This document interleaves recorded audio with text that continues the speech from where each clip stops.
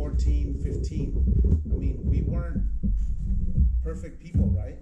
And we were very susceptible to what other people thought about us, what other people asked us to do. And so if you're living in a community where you don't have a support system, you're most likely to create some sort of crime or make a mistake, right?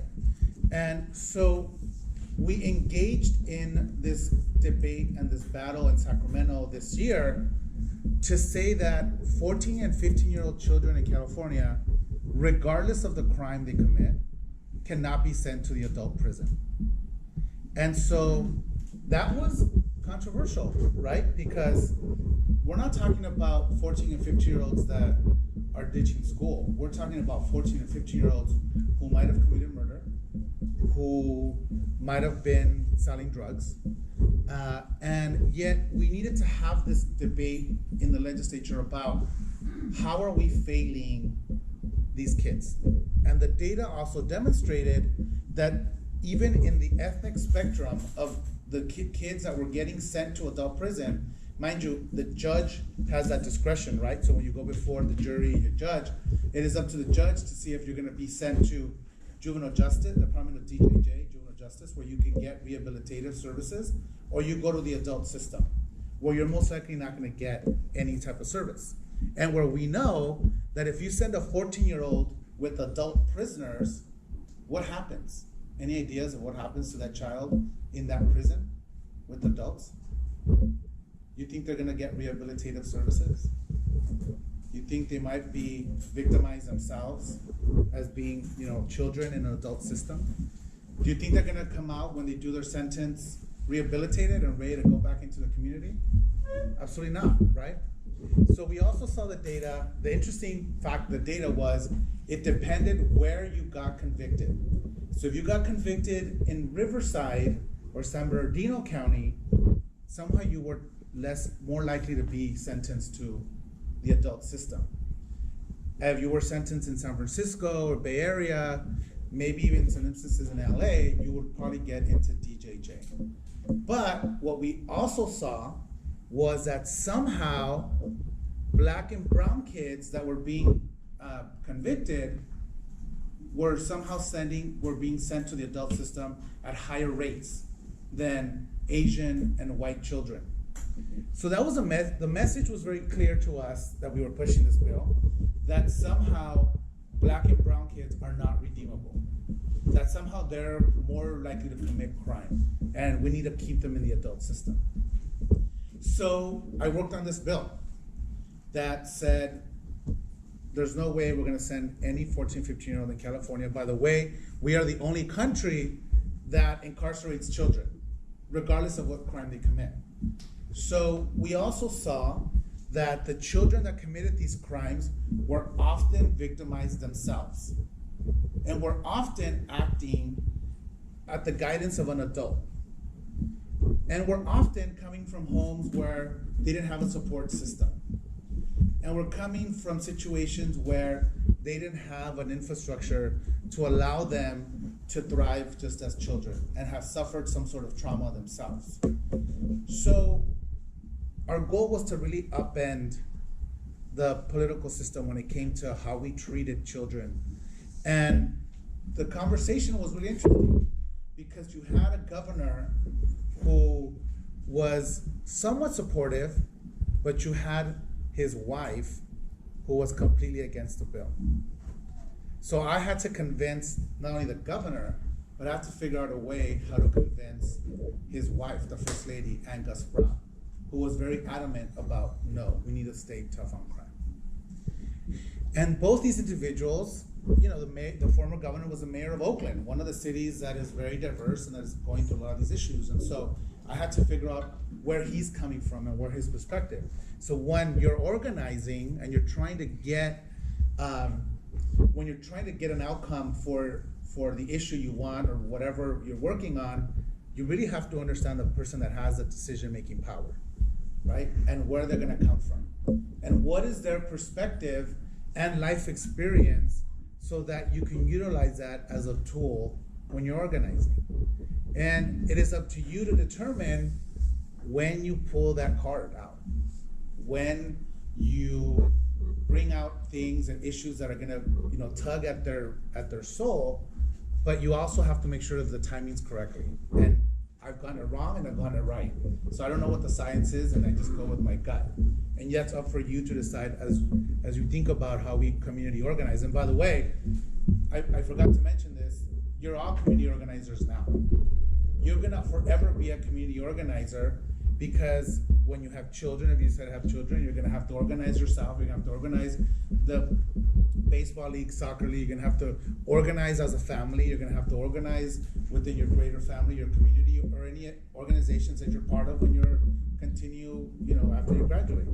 So in order for you to get the desired outcome, you have to understand who's the one that's making the decision. And so we took us a year battle to get this bill out. And there was serious conversations, because we're not talking about 14-year-olds just getting a slap in the hand. I mean, they're going to Department of Juvenile Justice. That is prison, jail for youth offenders. But we also know that that's where they get rehabilitative services. And if they still can't prove after 25 years that they've rehabilitated, then they can petition to keep them there longer, right? But we're telling people that you are better than your worst mistake in your life, and that everybody deserves a second chance. So the first thing I needed to do is figure out have there been examples of people that have been that went in jail, went into prison, life without parole, then got transferred into DJJ, and are now doing something really good with their lives out. And there was amazing amount of individuals who are now attorneys, professors, who are working as community organizers, who changed their lives, and some of them committed murder. But they repented, did their time, and are now working to make sure people don't ever do that again. And people fix their lives, and that we work on providing resources for children and youth. And so as you can imagine, the complexities is you have victims who are saying, oh my God, you're not listening to our victims. But then you have victims that were, my child was murdered, or my family member was murdered, but we don't want this individual to go into the adult system. We want to see if we can save this person, right? So you have to try to equalize the debate on both sides, so that you're getting people from the same kind of environment and community to help in your cause. So long story short, the governor has until October 15th, September 15th.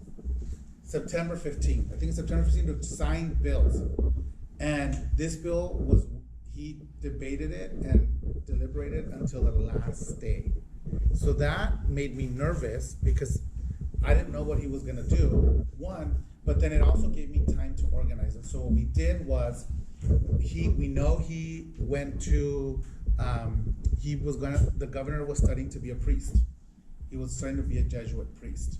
So I immediately we started contacting Jesuit priest from the school that he went to have a conversation with him about what would Jesus do, right? Literally, what would he do? Would he let an individual rot in jail, a child, or work to make sure this child could become somebody productive in their life? We went through businesses that support and hire ex-offenders, because they want them to rehabilitate their lives, because we also know that the governor's wife is a former GAP executive. So we wanted to bring that business component in there to be able to reach to her and talk to her. And the important thing is, I went through his staff, his inner staff, to figure out who was sympathetic to our issue. And luckily there was a couple people there that were helping me work with him through those entire weeks when he was trying to make a decision. And so we also at that time, that more time gave other people, the opponents, the opportunity to negotiate and to organize against the bill, where they brought victims, families who have lost loved ones, and said, this bill is just gonna let everybody free again. And all these little murderers are gonna be everywhere. And so we had to then figure out, how do we get to the governor to understand that we in California wanted to reverse these laws, and we wanted to put money into rehabilitative services for everyone. Long story short, the strategy worked, because we were able to really get to him by a way that was not traditional. And by the way, I never talked to the governor about this bill myself because I knew I wasn't the best messenger. So sometimes you have to understand that you might not be the best person to be out front of a particular movement because that is not going to play correctly to the person you're trying to convince. So I brought people who have never been involved in politics, people who had this own experience and now have rehabilitated their lives, actually go and talk to him, talk to his staff. So that's also key when you're trying to figure out how we're going to win. You're not always, as the leader, going to be the appropriate person to be at the forefront of a movement. And you have to decide that by when you're doing your research and figuring out your strategy. So the bill got signed the last day. We made history in California by reversing these discriminatory laws because we also knew that in the judicial system, there's an inherent bias, racial bias in the system. You could be charged, you as a brown or black man could be charged for the exact same thing as a white person, and you'll get the harsher sentence most likely. And so knowing that this is a reality, we have to make our laws a little more equal, right?